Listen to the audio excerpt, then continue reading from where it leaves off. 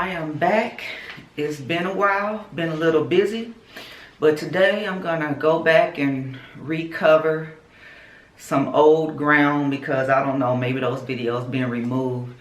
But this is gonna be dealing with history and our friends over there centered around the Black Sea. As you know, in the evangelical world, we are basically admonished to stand with Israel. These are God's people, on and so forth. God bless them, and God will bless you with standing with them, and He'll curse those who stand against them. All of that, right? But anyway, one day they were talking about the Balfour Agreement. Now, you know, when the victors tell history, as you know, we've been completely subverted, overthrown. This is why Trump is having such a hard time when he says the deep state is deep. Like, this goes way back to Abraham Lincoln in the Civil War. This is how deep this stuff is. You know, with the false flags, you have to literally research and study history. But this Balfour Agreement came about as a result of this Lord Rothschild. He wanted an agreement because, you know, they wanted to get America in the war, and then the promise was to give them Israel. But I want you to see how this is just one of the deals that they were hoping to accomplish, but they had a far-reaching goal. I don't know if you remember a cartoon called Pinky and the Brain.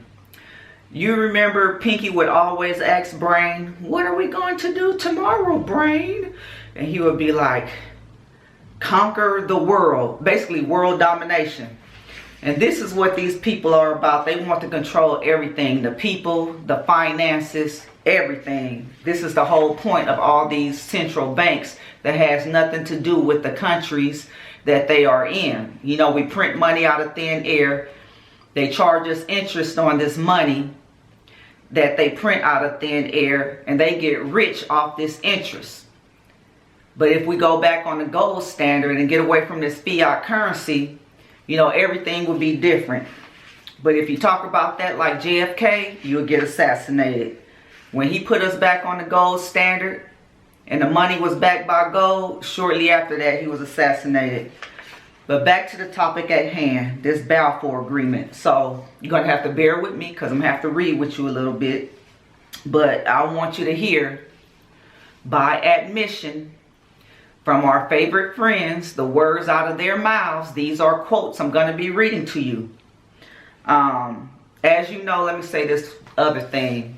When Woodrow Wilson was in office, he was blackmailed to put Louis Brandeis, an Ashkenazi Jew, on the Supreme Court.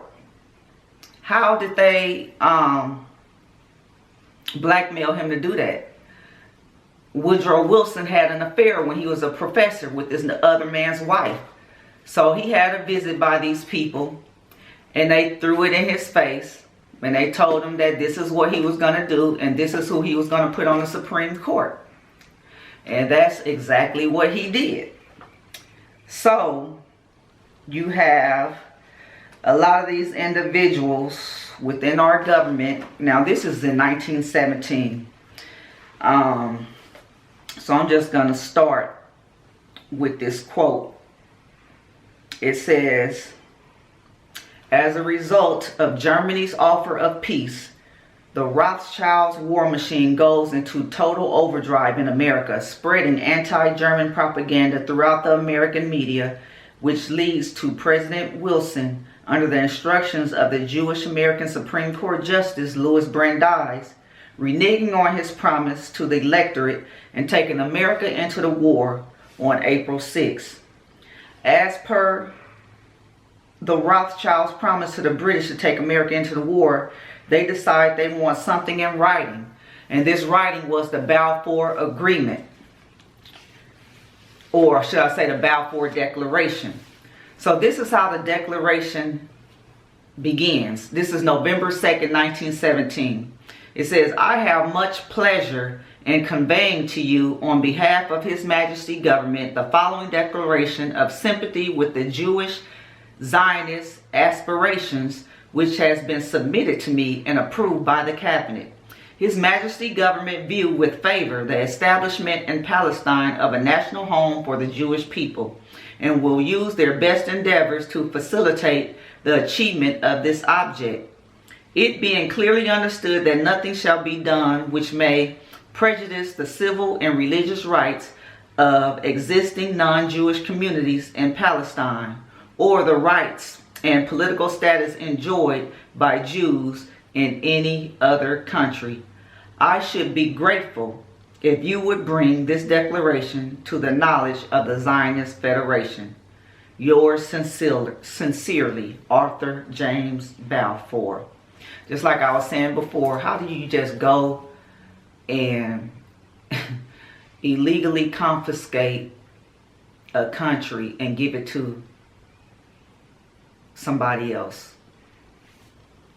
That's crazy. But the evangelicals here in America are 100% behind all this stuff that took place in history, because they believe that these are God's chosen people. Now, I'm going to piggyback with another book just to let you know that this was just one scheme in the plan. One scheme in the plan. Oh, let me find the page. Okay, I'm not going to read the whole statement because I don't want to bore you, but I'm going to jump down towards the end of this paragraph, because these people in the Jewish organization in Britain and America are talking to each other about the agreement getting America into the war. As you know, the Japanese flew in without any obstruction, without any body, what's the words I'm looking for? Without any attempt of anybody trying to put up some sort of defense as they flew in over Kolikoli Pass in Hawaii and bombed Pearl Harbor. They flew in unobstructed and boom, we was in the war. Here we go. It says, in September, Jacob Schiff of Kuhn, Loeb and Company wrote a long letter, dealing with the Zionist question of Mr. Friedman. In it, the following passage occurred. I do believe that it might be feasible to secure the goodwill of America, Great Britain and France in any event towards the promotion of a large influx and settlement of our people in Palestine. Further, it might be possible to obtain from the powers of the formal assurance to our people that they shall obtain autonomy in Palestine as soon as their numbers become large enough to justify this. As you know, back then when they were securing Israel in 1948, the so-called Jewish people did not want to go because they were prospering everywhere that they were. So they had to institute these pogroms to start persecuting them, to make them say, you know what, we need a place of our own. Oh, guess what just so happened? The place is already set up for them. So this is where all those people went. And then the world was in agreement because they don't know what's going on behind the scenes. These backdoor deals being made. So they interpreted as, wow, this is prophecy being fulfilled. The Jews are going back to Israel. You know, they were scattered all over. Now they're all going back to Israel. That is not what is going on here. This was all planned and orchestrated. And I'm going to keep on reading to let you see how these people was dealing and scheming behind closed doors. It says September 26th, 1917, Louis Marshall, legal representative of Kuhn, Loeb and Company, wrote his friend Max Sr., another leading Zionist, as follows. Major Lionel de Rothschild, of the League of British Jews informs me that his organization is in agreement with the American Jewish Committee. The Balfour Declaration, with its acceptance by the powers, is an act of the highest diplomacy. Zionism is but an incident of a far-reaching plan. What did he say? It is an incident of a far-reaching plan. It is merely convenient. It is merely a convenient peg on which to hang a powerful weapon. All protests they, which is the opponents, may make would be futile. It would subject them individually to hateful and concrete examples of a most impressive nature. I would shrink from the possibilities which might result. Here we have a blunt admission from Lewis Marshall that Zionism is but an incident of a far-reaching plan. It is merely a convenient peg on which to hang a powerful weapon.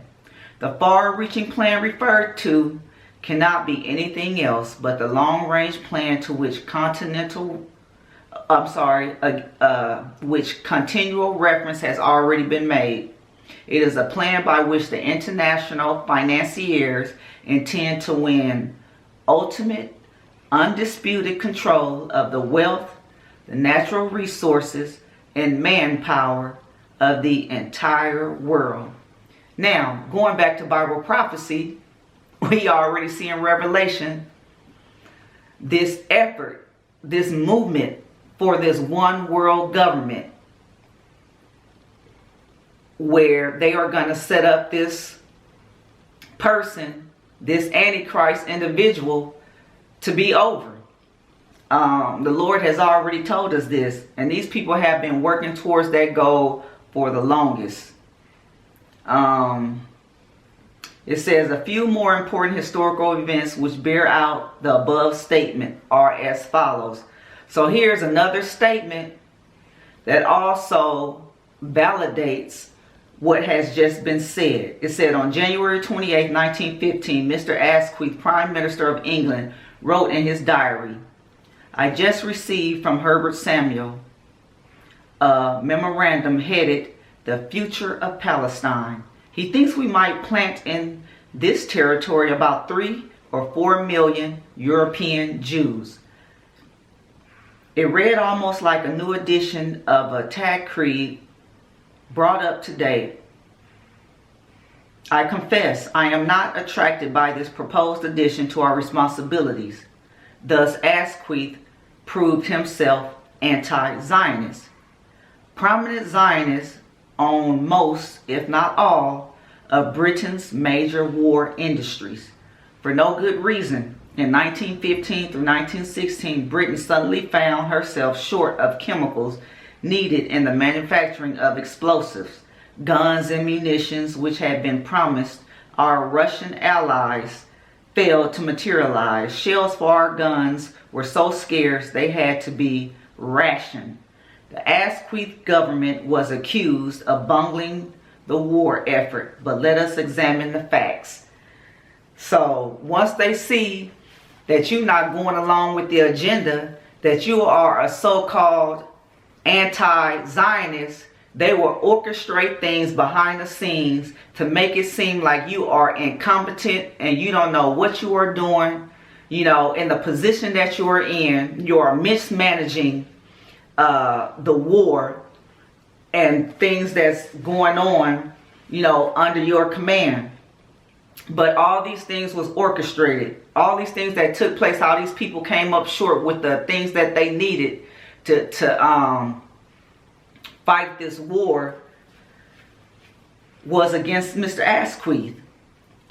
So it says, Sir Frederick Nathan was in charge of chemical production.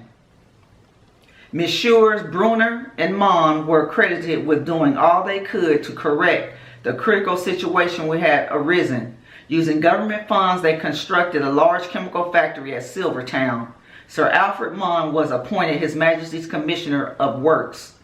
He afterward became head of the Jewish Agency in Palestine. Work on the factory was rushed ahead. The factory was brought into production in record time. Bouquets were passed around and honors bestowed upon the wealthy Zionist financiers who were supposedly doing so much for the British war effort. But as soon as the Silvertown factory came into production, guess what happened? It blew up. With the loss of 40 lives, over 800 buildings and more homes were demolished. Because of the failure of Britain to deliver arms and munitions to Russia as promised, severe military reverses were experienced on the Eastern Front. Newspapers reported Russian troops were fighting with sticks and bare fists until slaughtered by well-armed German troops. A letter written by Professor Bernard Paris to Lloyd George would indicate that the guns and munitions promised the Imperial Russian government were deliberately withheld to create conditions favorable for the revolution then being planned in Geneva and New York by the international bankers. What was going on in 1917? The Mensheviks, the Bolsheviks, and all those revolutions, Leon Trotsky, all that stuff was planned. Like I said, false flags. All these revolutions to bring about a certain result. It never fails when I get on here and get to talking. That battery, I see that red battery flashing, annoying me. Well, guys, I hope you enjoyed this little excerpt. I am sorry I don't get on here as often, but I'm studying, getting ready to start ground school for private pilot, from a private pilot license. So pray for me.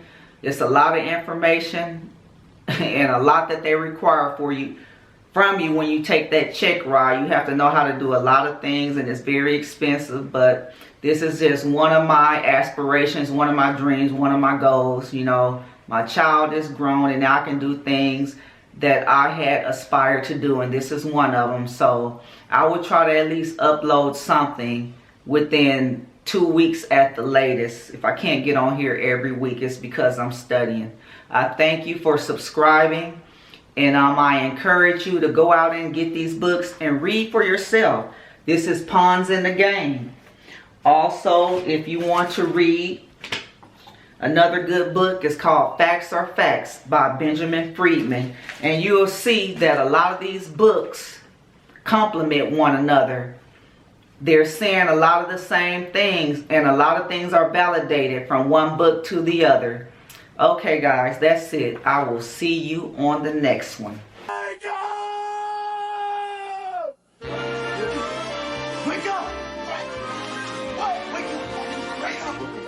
Wake up! Come on.